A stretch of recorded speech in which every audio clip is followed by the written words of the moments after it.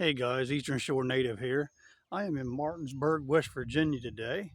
Wasn't planning on stopping anywhere. We were just passing through. Um, we read a little bit on this area. Been through here before, but we spotted something we thought would be very interesting. It is to us, hopefully to you too. We are here at the Poorhouse Farm Park. If you knew anything about this area, I mean, a lot of areas had them. They had back in the 1800s, early 1900s. They didn't have the welfare system and all that type of thing. Social Security was just coming into play in the 40s and 50s, and so a lot of people didn't have a way to support themselves. And these people that weren't wealthy or didn't have family to take care of them, they relied on these poorhouses, almshouses. You know, that name's kind of interchangeable.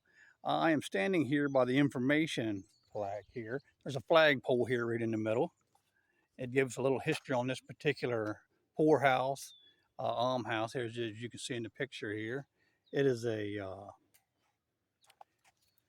a park now. They play ball games and whatnot here. A lot of different things here now. There's a pond for fishing, as you can probably see some of the people in the distance.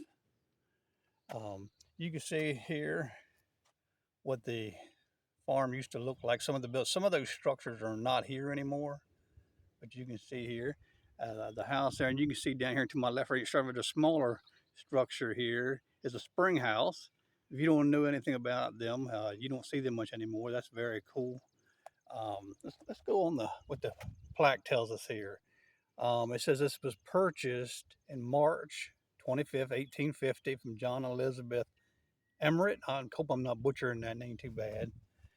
This 140-acre farm was acquired by Berkeley County's overseers of the poor to provide a new poorhouse for the aged, the orphaned, and those in need.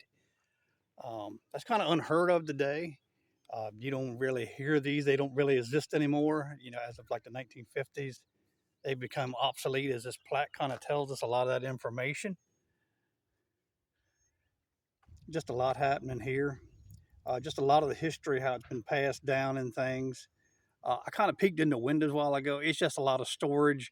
I can't get inside anyway, but I want to peek it. It's just a lot of storage. There's some old pipe and barrels and whatnot and stuff like that in there. It's really nothing of interest in there. But you can see they put a new roof on it on the green, trying to restore it. The plaque goes on to talk about how this is a work in progress. So, but it looks like I'm glad to see it still standing because I've done a little research on some of these before, and they're no longer around. They've been long gone. So I'm really glad to see this. You see this information flag just gives us a whole lot of stuff, and you can see the birds have done a number on it up on the corners. So that's very nice. I'll walk down here to the spring house just briefly here while I'm standing here. Thought it was just something cool to document while we were coming through. Walk down here. Very nice little area. I know the almshouse, poorhouse usually were around a piece of farm land, because they would grow crops. The people that lived there, they would grow crops to feed themselves. There was no welfare system. There wasn't any of that stuff. So you can see the spring house here. There is a lot of walls by the front door as well. You can't get in there anyway. Everything's locked, but I'm not going to go too close to it. I really don't want to get stung today. You see the spring house here. You got an information plaque here. I'm trying to get out of the way. The sun is not cooperating with me everywhere I go. This spring house was constructed over this particular spring in the 1800s. It is still active today and flows into the Richard Lake. So I thought that was pretty cool. It's still active.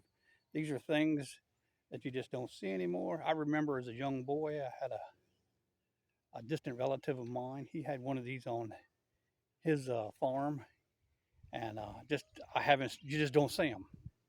You just don't see them very rarely. It says this one actually had a second floor that was used as a washroom. Cool. Goes on to describe a lot of things about it. As you can see here, the structure here, obviously they put a new metal roof on it that wasn't part of the original structure here. I'm gonna try to get close here. There is a lot of wasp around that wooden stuff, so I just don't want to irritate them. If they leave me alone, I'll leave them alone. There's one there. All right. The spring house was renovated with funds graciously donated by Nancy Rickard, a career teacher and lifelong resident of Berkeley County. All right. I thought that was really cool. All right, just kind of pan around here. There's a barn over there, but they're having a wedding over there today, so obviously I'm not going over there. Get in the way of that. You can walk up here. See, they got a gate there. They don't want you back there. You see here.